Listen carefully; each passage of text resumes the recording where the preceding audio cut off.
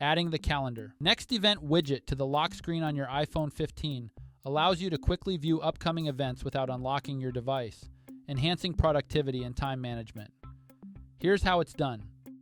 First, head over to the home screen by swiping up from the bottom of the display. From the home screen, tap on Settings. Next, scroll down and tap on Wallpaper. Then, tap on the left-hand side image that represents your current lock screen. To make space for the new calendar widget, you may need to remove some existing widgets by tapping on the widget you want to remove, and then select the minus icon. Otherwise, skip to the next step. To continue, tap on Add Widgets. Then scroll down and tap on Calendar. Now choose the next calendar event widget. Just select either the small or larger widget size, or both if space allows. After making a selection, tap on the Close button.